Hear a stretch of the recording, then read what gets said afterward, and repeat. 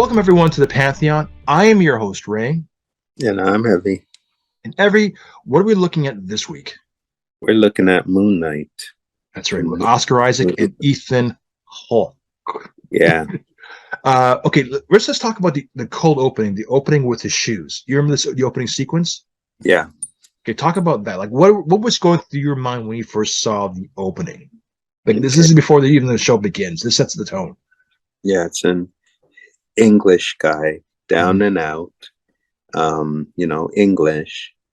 He's by himself.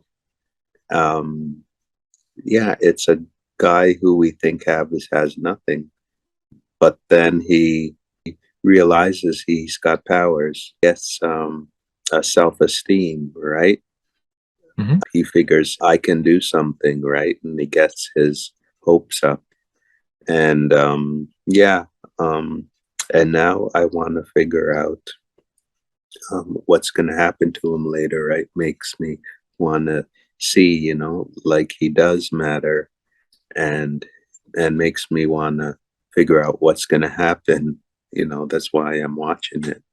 It happened that way for me. That was good. So I just want to see what's going on there. Okay. The character was Steven. Like, I mean, he's like he works at a gift shop at a museum. Yeah. And he's very timid, and so we're seeing this through his lens for this half of the series. And of course, we get into the mythology later on. I liked it. He suffers from dissociative identity. Is it dissociative identity disorder? That's what it's called. DID. It's not called that anymore. Oh, what's it called now? That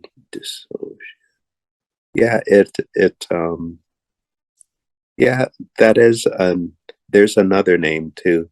Not dissociative identity, was it? But I guess there's a more clerical name for it, I guess, now. Yeah, there is. I just can't think of it right now.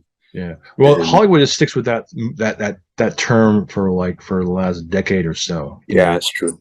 It's true. Yeah. I thought it was apparently when they did this movie, they spoke to people who have that kind of condition and how he splint. I guess splinter's not the right word, but switches from. Well, becomes a different person, like the identity switches over. Like there's an effect that you see, like he literally blacks out and the next personality takes over. Yeah.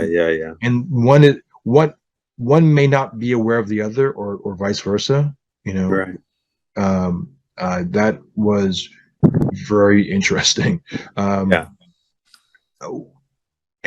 the personnel, like there are different tics, there's different mannerisms, even the way they speak, just the whole physical makeup of the one completely different from the other, Right.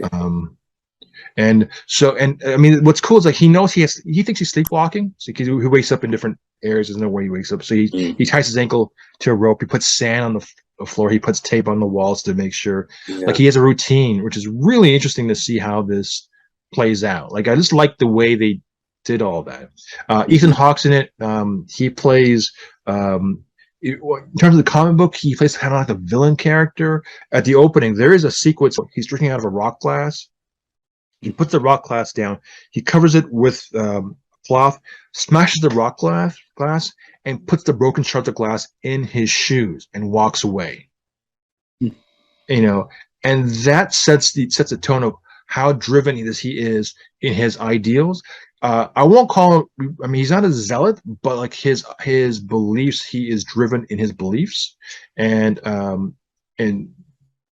I like how they address his character. The explanation of what's really going on and how far he's willing to go in the name of his beliefs is what makes this movie. Like every hero has you need a really good villain or someone to work off against, and I think Ethan Hawke's character, in his perspective, I mean, no one thinks of themselves as a villain. They are a hero in his own sense, and it plays like that. Like he is a hero doing his own good deeds off what Moon Knight does.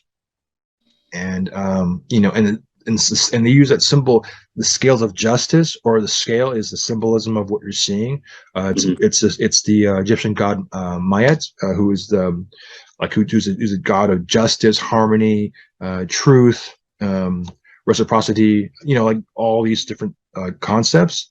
And if you fail, the Ethan Hawke's character, his god is Ahmed, will devour you. And it's just interesting how people die because of what he can do with his god. And Moon Knight's character is in there. Did you like how they slowly develop, like how they finally how he becomes Moon Knight, like what needs to get done for him to achieve that, like what he has to do?